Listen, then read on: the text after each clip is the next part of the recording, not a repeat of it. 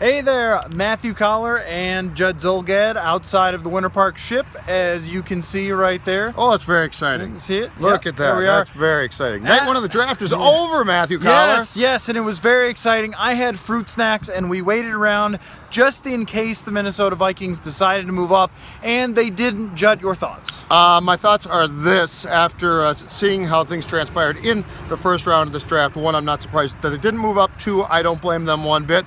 Three, I remain astounded at the premium put on quarterbacks in this league and what teams are willing to pay. But I'm pretty certain that starting tomorrow, at least on Friday, the draft will get far more intriguing if you're a Vikings fan. How about that for a little optimism for you? There you go. Well, I want to ask you about Mitch Trubisky and the trade that the Chicago Bears made. I will in a second, but first, as we go into round two, Judd, it catches my interest that Forrest Lamp is available, and he is going to be one of the top prospects there as we enter round two. So is Cam Robinson, who is projected as a starting left tackle. There aren't too many of those in this draft. As you saw, it took until 20 for the first offensive lineman. I think this was best case scenario for the Vikings to have these offensive linemen drop.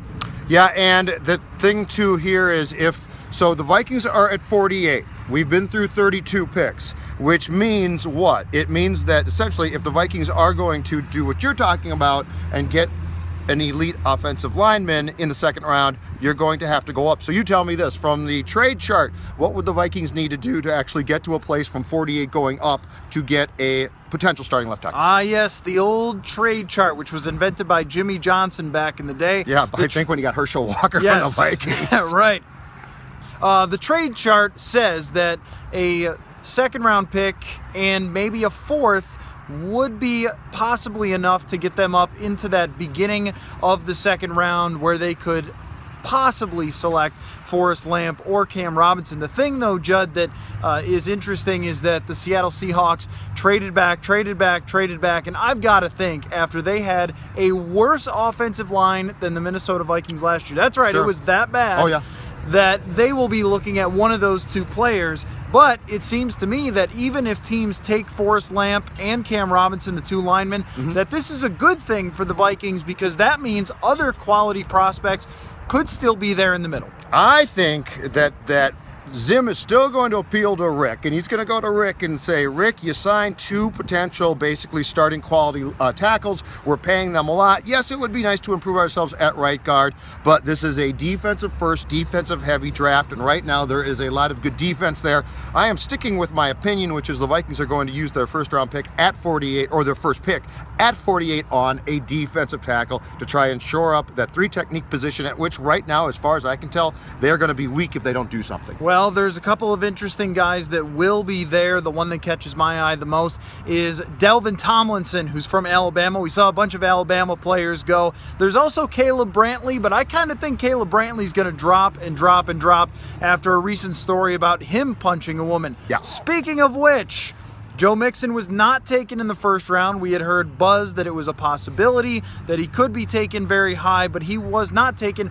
Also, Delvin Cook, not taken in the first round, and Alvin Kamara. That's three very good running backs, all of which could be a possibility at 48 if they drafted a running back, Judd. I guarantee you the Vikings are going to put their head on the pillow tonight on Thursday night, praying to the good Lord above that Joe Mixon is not available at 48. The Minnesota Vikings have no interest, in my opinion at least, in having to make a decision about Joe Mixon, so they are hoping, against hope, that Joe Mixon is gone by the time their pick comes up, because if he's gone, it makes it a very easy choice to say we would never have taken a character like Joe Mixon. So tomorrow we will have Trubisky. Oh, yes, Don't forget Mitch Trubisky. Yes. All right. The Chicago Bears. What the hell's going on? You don't like it? I think when you sign Mike Glennon to that contract to then give up more to get up to the 2 pick, unless you're convinced that Mitch Trubisky is the best thing since sliced bread, I think it's a huge gamble to take if you didn't have a quarterback, maybe, but you just signed a guy to a 3-year, $45 million contract? Yeah, but the guaranteed money, guaranteed. The guaranteed's limited. It's basically like a one-year deal. It strikes me as very Bears-like, and the first round of tonight's draft strikes me as very 2011, which of course started with Cam Newton going first overall to Carolina. That's fine, but then you had Jake Locker, Blaine Gabbert, Christian Ponder, the musical quarterbacks. it astounds me at how much teams are willing to reach and gamble and try and fill a position at which they're very unsure if that player is going to work out. Well, I could say that I'm a bigger Pat Mahomes fan than Mitch Trubisky. Maybe I'll be wrong.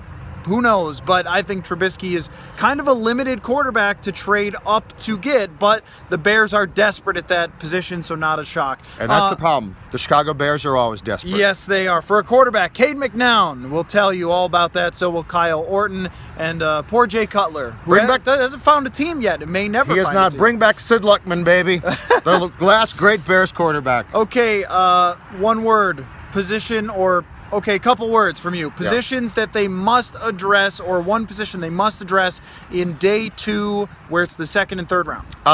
Defensive tackle, offensive line. Okay, I will also say offensive line. Give me a skill player as well. That could be a running back. It could be a tight end. Some of the better tight ends were taken off the board. Wide receivers didn't really go. A couple of the good ones at the top, but nobody that was a big surprise. So wide receiver also on the list. So we will have another video for you, a Purple podcast, and so much more. So much more. So Ben much Gessling more. returns to the Purple Ben podcast. Gessling returns. He's still around. All right, we'll talk to him as well. So look for a lot of great stuff at 1500ESPN.com. We got to go ride the ship. Bye.